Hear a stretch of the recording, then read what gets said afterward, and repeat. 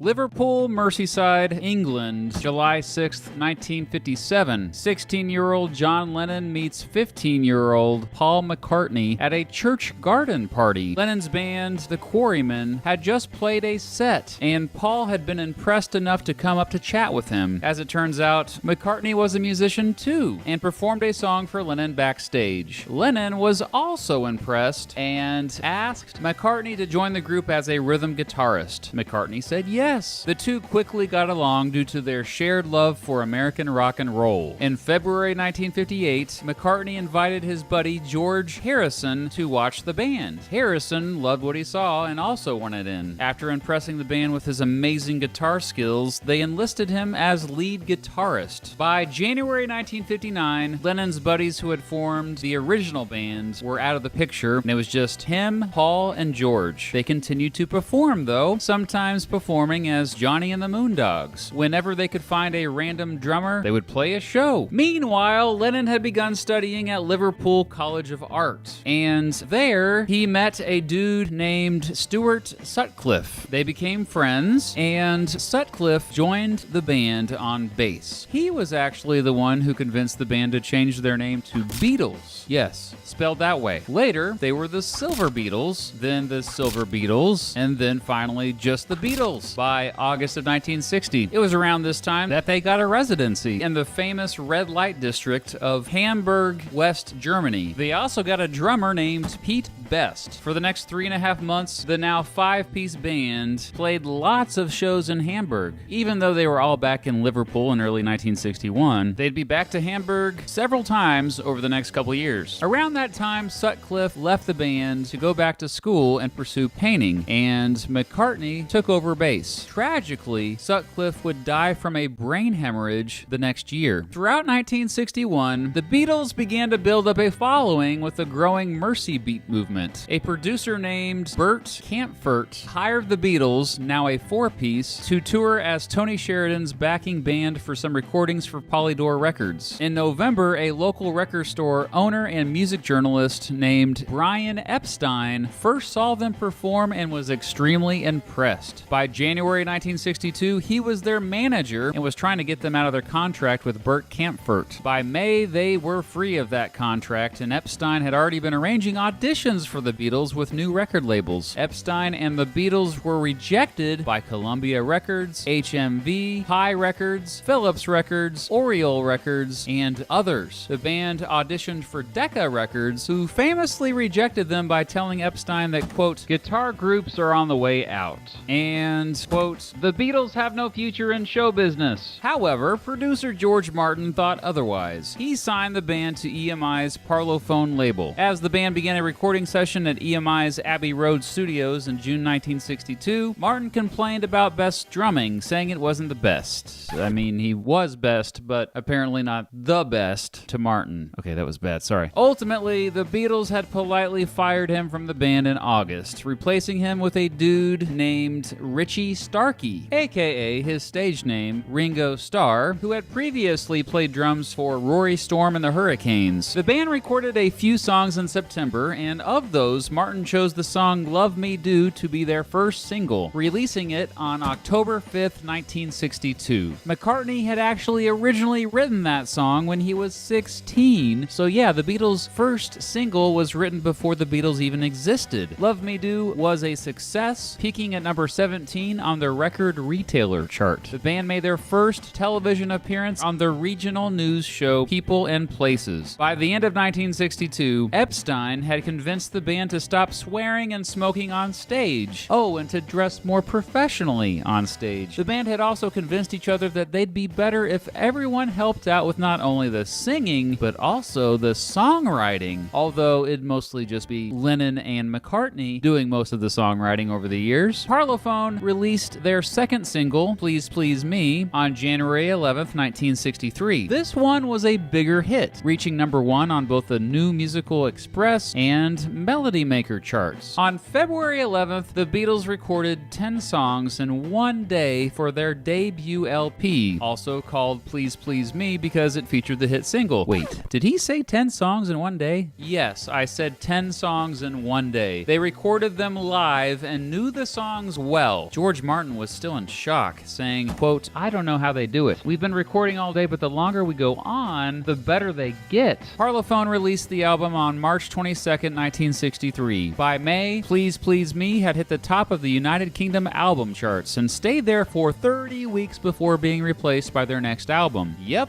This is when Beatlemania began. Beatlemania describes the insane popularity the Beatles experienced over the next few years, typically symbolized by screaming teenage girls chasing them around. The bigger they got, the crazier the hysteria and high-pitched screaming by their mostly young fans. Please Please Me had two more huge hits, From Me to You and She Loves You. Beatlemania went next level with their second album, With the Beatles, which Parlophone released on November 22nd, 1963. It eventually became just the second album in the United Kingdom to sell 1 million copies and stayed at the top of the album charts for 21 weeks. Though the album had no singles, it was even more critically acclaimed than their debut album and also featured Harrison's first recorded solo composition. Oh yeah, and this was the album that described them as the, quote, fabulous foursome in the liner notes, and thus the Fab Four nickname was born. While the Beatles were huge in Europe, that success didn't quite translate to the United States. But that changed with their single, I Want to Hold Your Hand, which Capitol Records released in the United States the day after Christmas of 1963. The song was the band's first American #1 hit. In January, VJ released Introducing the Beatles, and Capitol released both Meet the Beatles and Twist and Shout in North America. These three albums had stuff from the Beatles' first two albums, but also some other gems. And then on February 9th, 1964, one of the most famous television performances in history. Once again, the Beatles made their American television debut on The Ed Sullivan Show to a screaming, wild crowd. Around 73 million people, or around 45% of all American television viewers, saw the live performance. It was clear that Beatlemania had crossed the Atlantic Ocean, and soon other British bands, like the Rolling Stones, the Kinks, and the Zombies, would as well in what became known as the British Invasion. One thing I should probably mention before we go on, most young Americans didn't have haircuts like this in early 1964. This hairstyle ended up becoming a subtle symbol of rebellion for a growing youth culture. Capitol suddenly realized they had a sensation on their hands, and in the spring, hurried to throw together another release to make some money. The Beatles' second album, even though it was not technically their second album, and in fact their third album released in the United States. The label also quickly released the Beatles' Long Tall Sally exclusively in Canada. All of these thrown together albums were hugely successful. By April, the Beatles had 14, that's right, 14 songs on Billboard's Hot 100 singles charts all at once. Around that time, United Artists Records gave the Beatles a deal to make 3 movies. Yep, now the Beatles were actors. The first movie was a musical comedy based off what they were really experiencing called A Hard Day's Night, and was a smash hit, of course. The soundtrack for the film was officially their third studio album, released on July 10th, 1964. The soundtrack had 4 singles: the title track, I'll Cry Instead, And I Love Her, and even the instrumental version of And I Love Her. And then Capitol Records was like, hey, we need some more money. We haven't released a Beatles album for a couple months, and threw some more songs together to release Something New on July 20th, 1964. The band toured heavily that summer, playing 37 shows over 27 days around the world. In August, the Beatles began a big tour of North America. It was on that tour that they got to meet Bob Dylan, and he introduced them to his friend Cannabis. Dylan ended up having a big influence on the band's later music. Also on that tour, the band found themselves confronting racial segregation in the American South. They threatened to not play a show in Jacksonville, Florida, after hearing the audience would be segregated, and due to this, city key officials gave in and agreed to allow an integrated audience. On December 4th, Parlophone released Beatles for Sale, their fourth studio album. As the name of the album suggests, it kind of showed the rising conflict between the pressure to keep selling records and keep up their creativity. It actually featured songs not about love on it, and even offered a bit of cynicism. Still, it instantly hit number 1 on the UK albums chart. Capitol released Beatles 65 a couple weeks later, which featured most of the songs off Beatles for Sale. In April 1965, John Lennon and his wife Cynthia and George Harrison and his girlfriend Patty Boyd were hanging out with George's dentist, John Riley. Riley apparently secretly added LSD to their coffee. Boy, was that a surprise trip for the bunch. Regardless, after this, Lennon and Harrison would be regular users of the drug, and later Starr and McCartney also tried it with them. You'll notice that 1965 marks a more dramatic beginning of a shift in their music, although they never would abandon making just flat-out darn catchy songs. On June 14th of that year, Capitol Records released another compilation to continue cashing in North America called Beatles 6, even though it was their 7th Beatles release.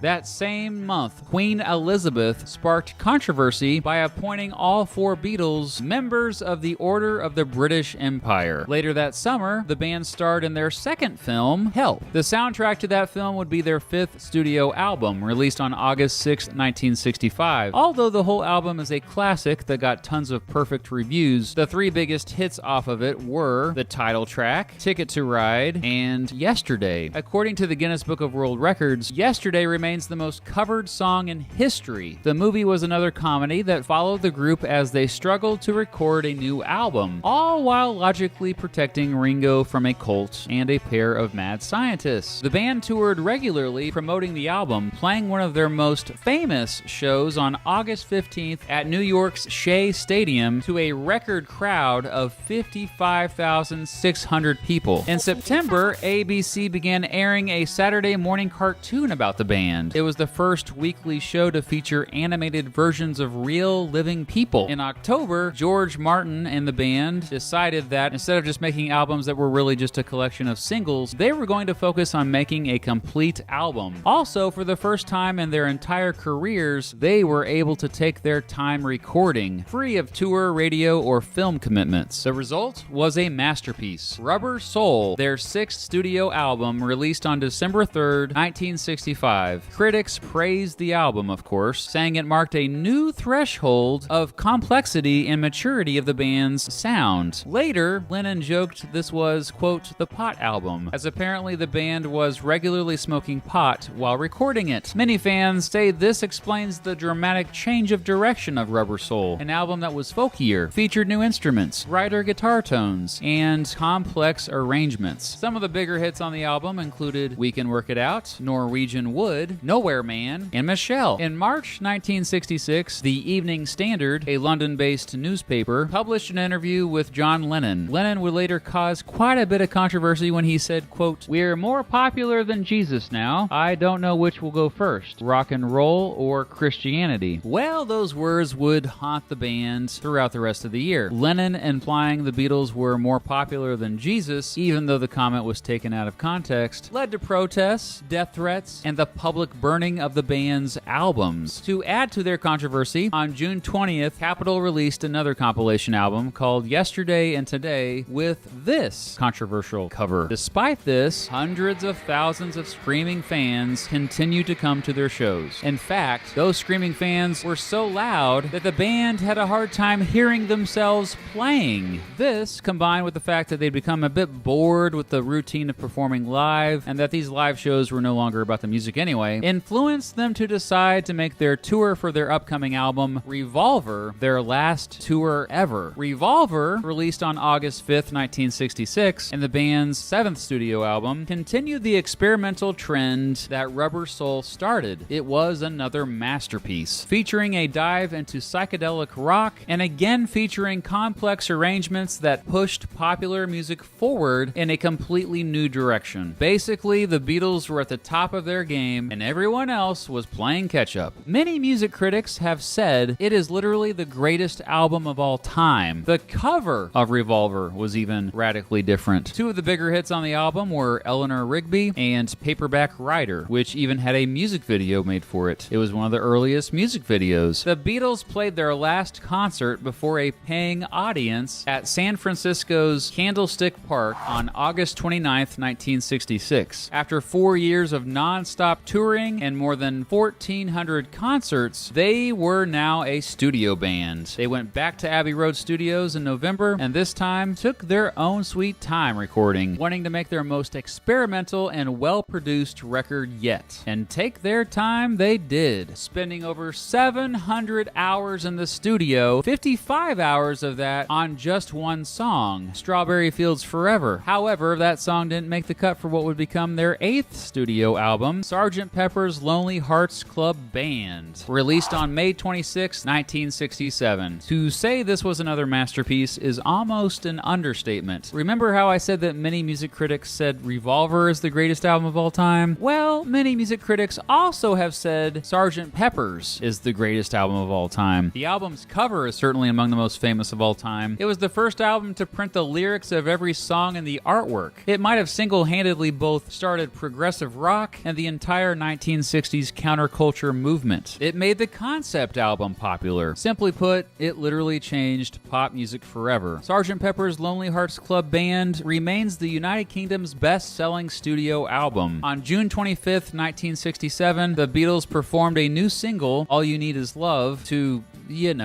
just 350 million people via the first ever live global television link. That song ended up becoming a flower power anthem, by the way, sung by hippies at Vietnam War protests around the world. Tragically, on August 27th, the band received news that their manager, Brian Epstein, had died of a drug overdose at the young age of 32. This devastated the band and seriously made their future uncertain. In fact, they were so lost after Epstein's death that they made a crappy movie where they filmed themselves touring the country in a psychedelic bus with a random cast of strange characters. Well, that film, called Magical Mystery Tour, was the first project the Beatles ever did that critics completely trashed, calling it, quote, blatant rubbish and a, quote, witless home movie. However, the soundtrack to the film of the same name, released on November 27th, 1967, was praised by critics and another commercial success. Meanwhile, the band had been spending more and more time following the guru Maharishi Mahesh Yogi. In February 1968, they even traveled to Rishikesh, India, to hang out with him and attend his seminars on transcendental meditation. Starr and McCartney didn't stay there as long as Lennon and Harrison, though, and this ultimately caused some tension in the band. In the spring, Lennon came back to London and began to heavily use more damaging drugs like heroin, and left his wife Cynthia for his new infatuation, a young artist named Yoko Ono. For the next 2 years, Yoko Ono was always by his side, to a point where it even further added tension to the band. Still, on May 14th, 1968, Lennon and McCartney appeared on The Tonight Show to announce their new multimedia company called Apple Corps.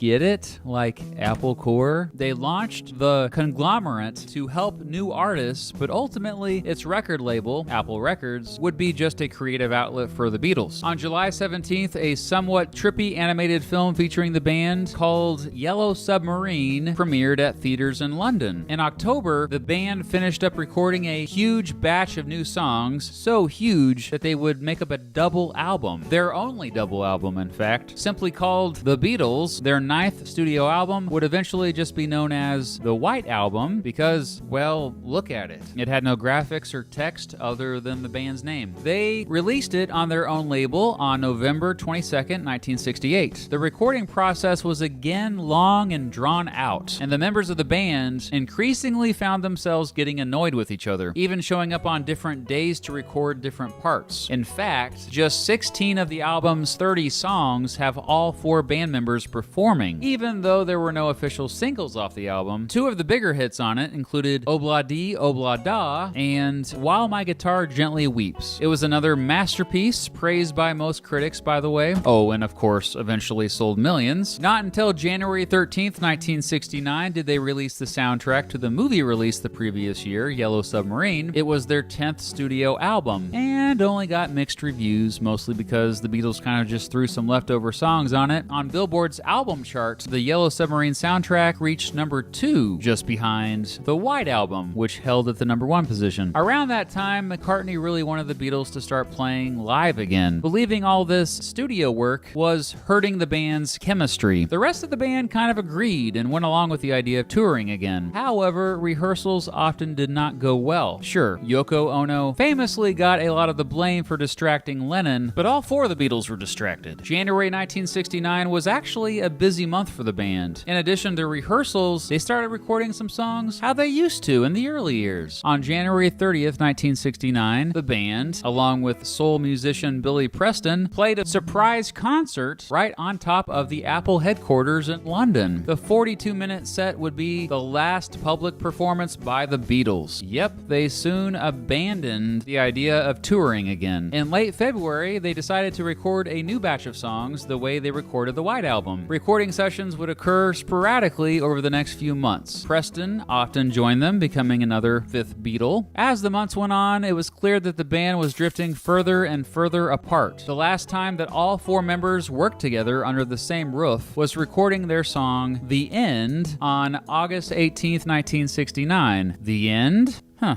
Yeah, that fits. By the end of 1969, each member already had their own solo projects going in full swing. Lennon was the first to officially leave the band, privately telling them on September 20th. But the general public didn't know this. 6 days later, the band released their 11th studio album, Abbey Road, which had this legendary cover where they are crossing, Abbey Road, taken just outside Abbey Road Studios. The album was another huge success, but got mixed reviews from critics. George Harrison finally got some praise for this one with the 2 hits he wrote, Something and Here Comes the Sun. Within 3 months, Abbey Road had sold 4 million copies, but by that time, the remaining 3 members barely saw each other. They did have a bunch of recordings from before the Abbey Road sessions they wanted to release, though. They recorded one last song together in January called I, Me, Mine. The legendary producer Phil Spector came in to help that spring put a new album together. It would be their last. On April 10th, 1970, the Beatles formally announced their breakup. A month later, they released their 12th and final studio album, Let It Be. They also released a documentary of the same name a few days later. That film followed them around during their struggles in the final months of the band, with a highlight being footage of their famous rooftop concert from the previous January. Let It Be was a commercial success,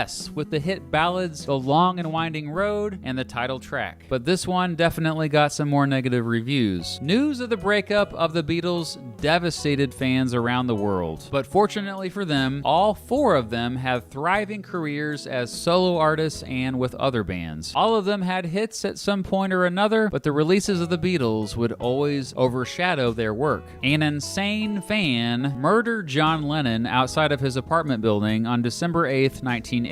George Harrison died from lung cancer on November 29th, 2001. Paul McCartney died in 1966.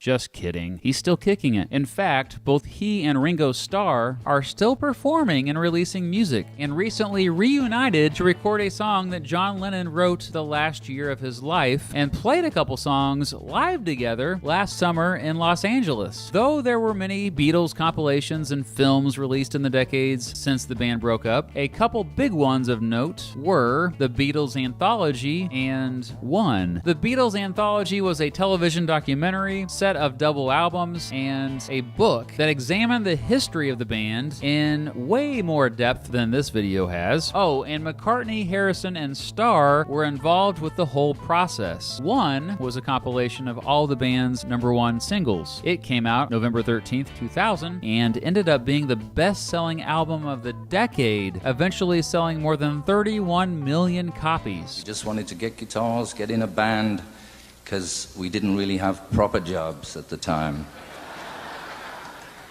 Anyway, it sort of turned out fine, and it's got a bit bigger than any of us expected.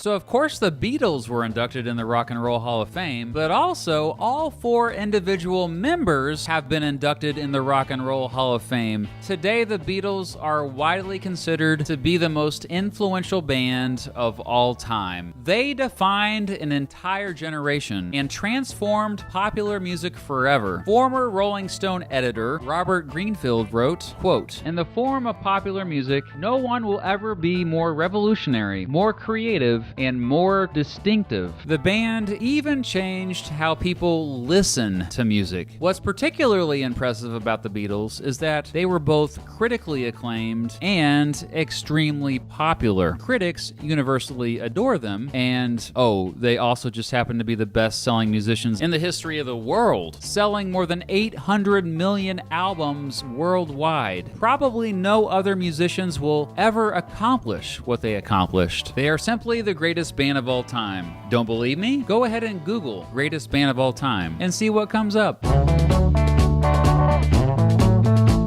So, who was the true 5th Beatle? Who is your favorite Beatle? What did I leave out? Obviously, I can't include everything in these videos, so I do appreciate the additional information. Also, look for more of these in 2020, and I've decided I'm going to commit to release at least 1 video a month on this channel. Thanks for watching, everybody.